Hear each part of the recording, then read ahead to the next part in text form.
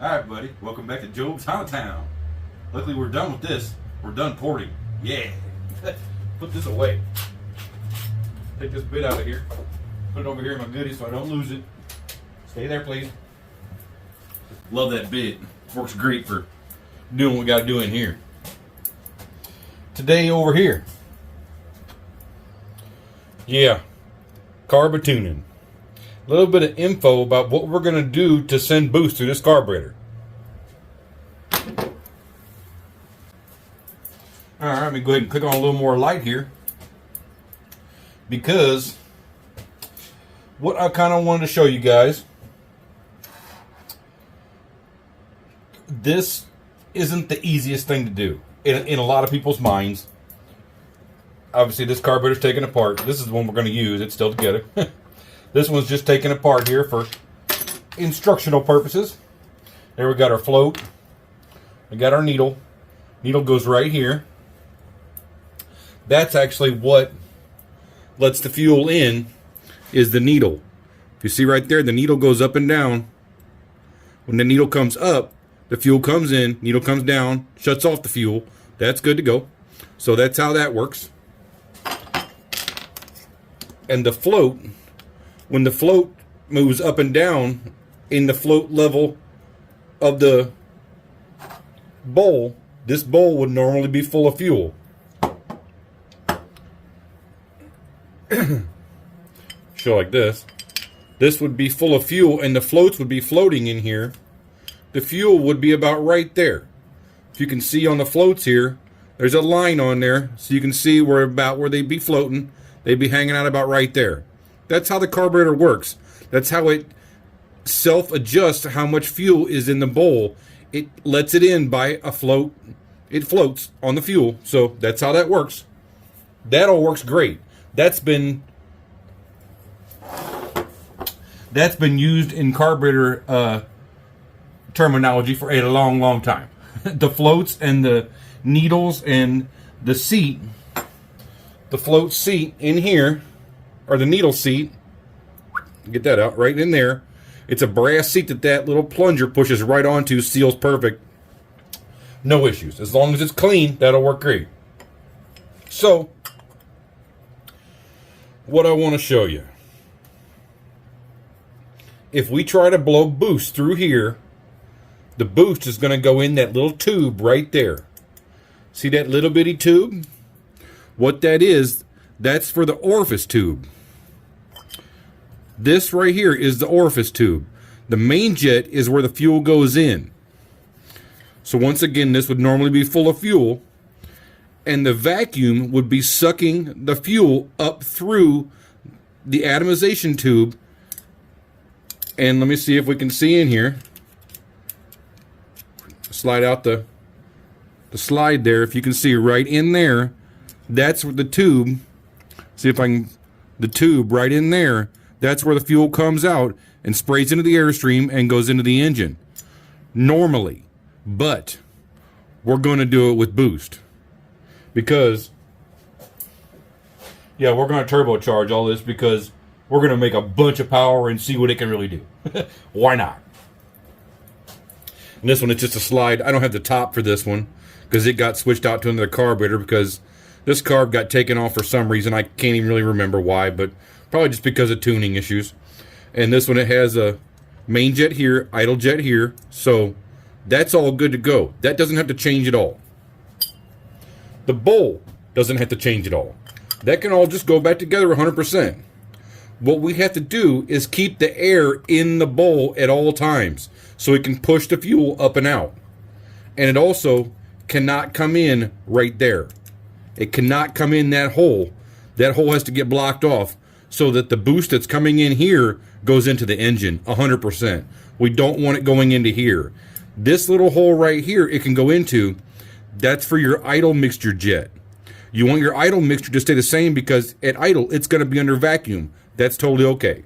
We don't have to worry about that. That's the one we got to worry about. And I'll show you why. Also too,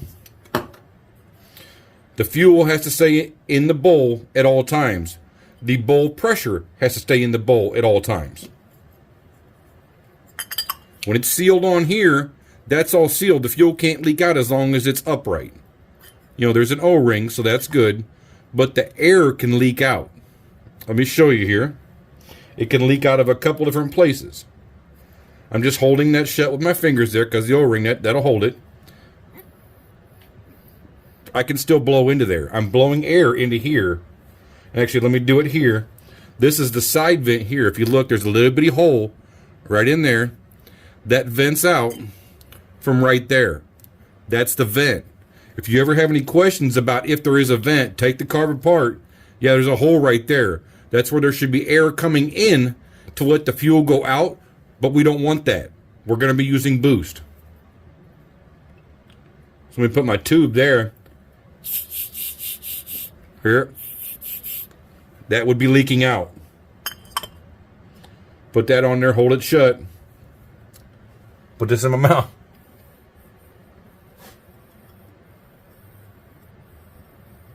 It's still coming out of there too. It's really slow and real quiet because it's coming through the drip tube.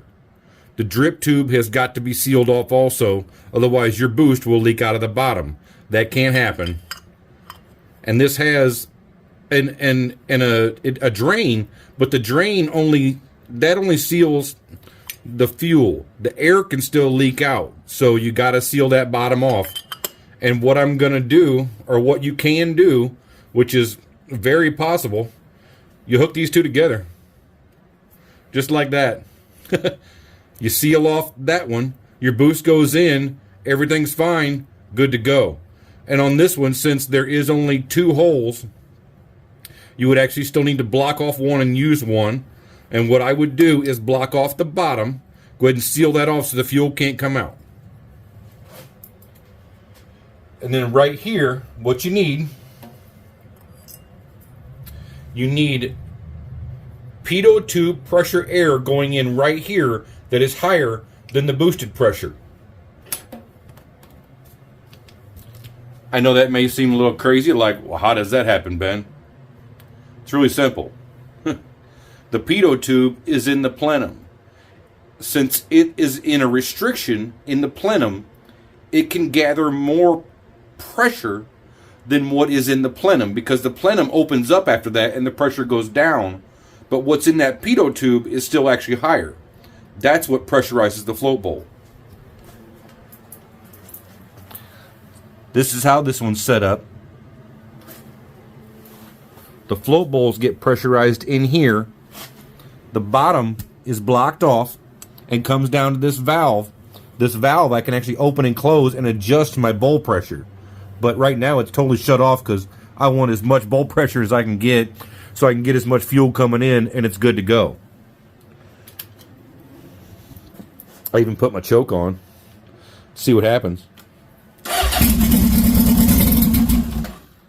You pull it open. It's cold. Need to hold it open here.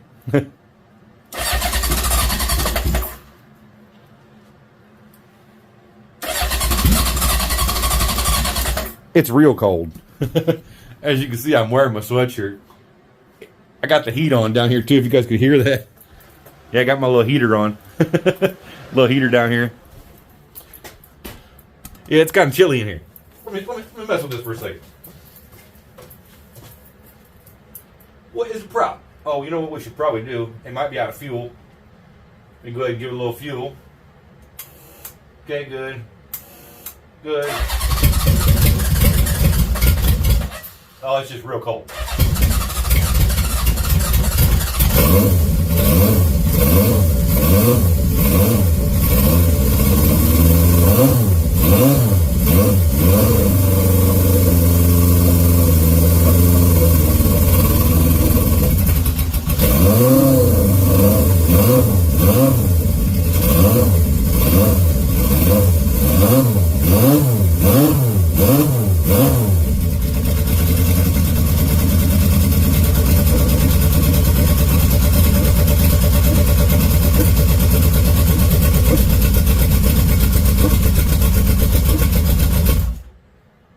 Works fine. Once you get them set up, it works totally fine.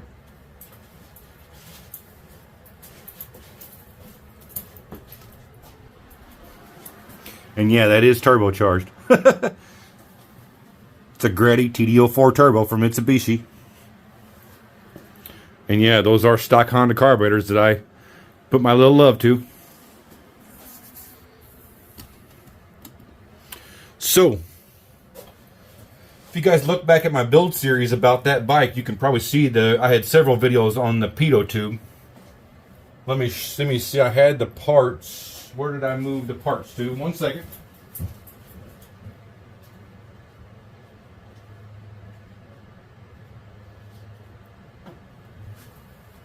I had parts, not sure what I did with them, but essentially the pitot tube goes through the plenum. So if you imagine, there's the plenum, here's the pitot tube.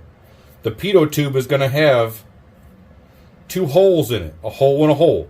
Those holes will have air going through them that will go out. Actually, this one's only going to have one. It'll have 1 hole in the pitot tube. That one has 2 holes because there's 4 carburetors. All 4 have to have pitot pressure. This one's going to have 1 hole. So the plenum tube, this is the tube coming from the turbocharger, coming up from the turbo, providing air to the carburetor. There'll be a hole here, and this will be sealed off on one end, so essentially that will be there. The pitot tube needs to see pressure straight from the turbo. So air will be coming this way from the turbo, see the pitot tube, pressure air will go down here,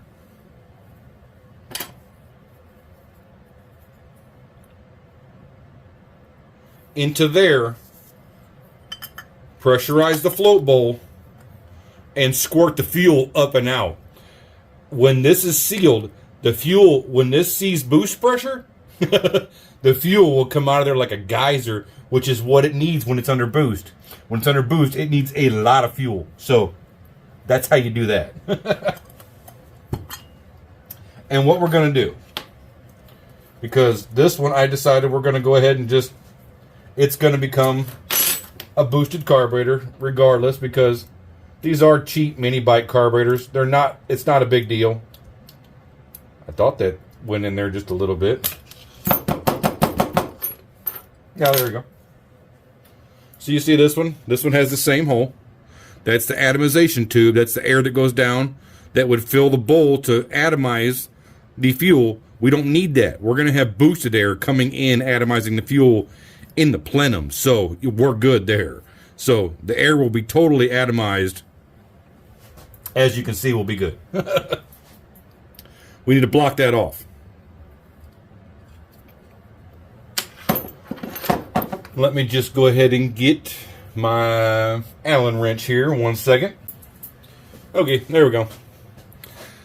I just wanted to have something to be able to hold it a little better. So it's a cap screw. So it fits on the Allen wrench. I can hold it real nice. And it fits perfect in that hole. Fits absolutely perfect in there. So what I'm going to do, I'm going to glue this in to right there. Ben, you're gluing screws in your carburetor in the vent? What? It's fine, guys. Don't worry. I've done lots of them like that. Those are done the exact same way, 100%.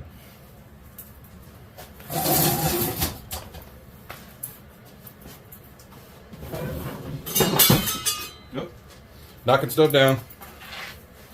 This is an old set. My older set that went on the 862 engine. These are the old mechanical carbs. These are converted over for boost also. Yeah, it's epoxied shut. All of them. What it is, that's the atomization hole. I epoxied them shut because I didn't feel like messing with them, because I knew this was just going to be a set of experimental to try it out, essentially.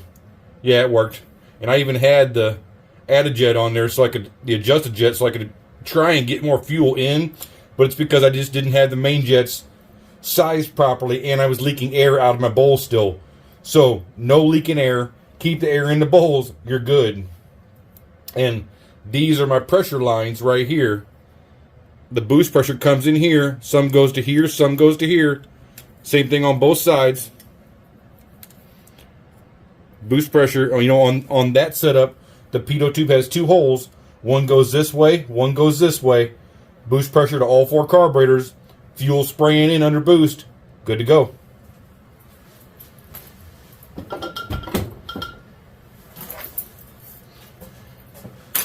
Okay, so what we need now is, it's not up there. Where is it? Oh, I think it's over here because I moved it. Yes, I did. And let's see, we need this one. Yes, this one. Yes, yes. And what I use, guys, it's a jeweler's epoxy. It's actually for jewelry. It's really fine epoxy, and it's really strong epoxy made for gluing in diamonds. When you glue in a diamond with one dot of glue, you don't want it to pop out. That's not super glue. Epoxy. Vigor Jeweler's epoxy. Alright, let me get a little piece of cardboard. I'm going to mix them up here. 1 second.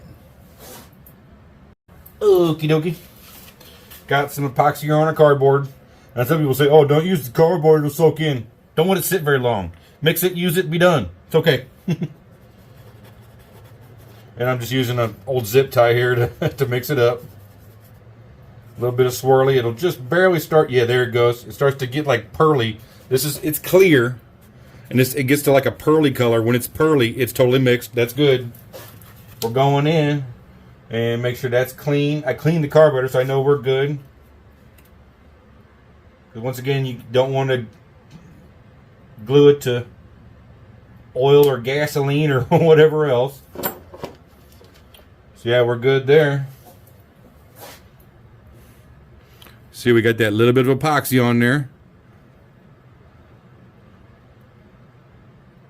And turn it so it gets down in there. And if you can, maybe even pull it back out once. Just to get that epoxy all spread down in there. There we go. Yeah, it's in there. Yeah. You can see the epoxy's all smoothed out. So we're good. Totally good. Good to go. And once again, too, on these carbs, it's easy. On some of the bigger carbs, it's a bit of a question as to where that air comes out. But this one, you can see the vent is right there. The hole's right there. So you can clearly see where the vent is and what you need to do to be able to change stuff. But to be able to find where the air comes out up here, I'll show you a little trick. 1 sec here. Because that's good. This one just needs to sit. Let it sit like that so the weight's going down. It's good to go. Let me get these screws back in here and I'll show you a little trick. 1 second. Okay, now we got it set up here. Let me move my epoxy here so I don't glue my really nice Fuel Tech sweatshirt into it. That's all we needed was just that one little dab, so that's good. And we'll leave it. I like to leave it out just so I can see when it's drying. Yeah, it's still not dry yet, so we'll leave it there. When it dries, we'll throw it away.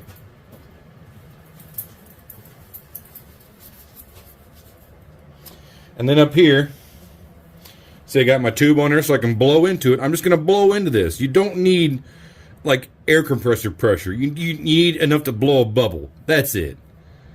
And we're looking for where the air comes out, because on some bigger carburetors, there's several holes here. This one's real easy, just has two. One for the idle jet, one for the main jet. No big deal.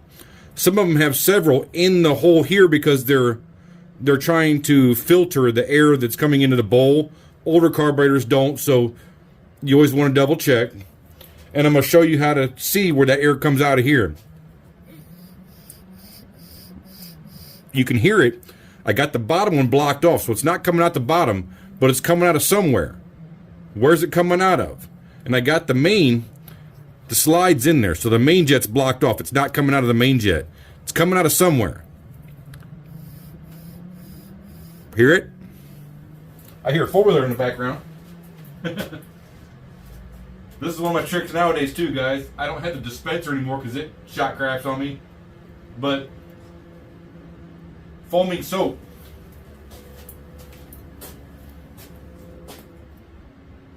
I know this is a bit of a weird technique, but it's worked for me every time that I've ever tried it. You see the soap in there? See where this blew a bubble? That's where the air came out.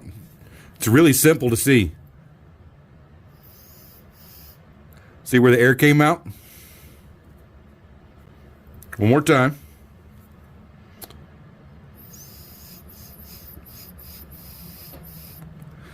That hole needs to get blocked off. And as you can see, I'm pressurizing the bowl, but the air's not coming out of... Let me get my towel and wipe this out here. And once again, it's just soap. Hand detergent soap, so... Or, you know, it's... Really, it's you know, really safe hand soap, so it's not going to hurt our carburetor at all. Nothing was coming out of the idle jet mixture. Get my pointer here. That's the idle jet mixture hole. Nothing was coming out of there. We're good. That's where all the air was coming from. That's the one we got to block off. That's the one that's blocked off on this one. And now, oh, drying real good with the epoxy. That's the idle mixture. So we're good. Good to go. This carburetor is going to be banging. Let me just go ahead and... Because now that I'm pretty sure that screws in there, that epoxy's definitely setting now. Yeah.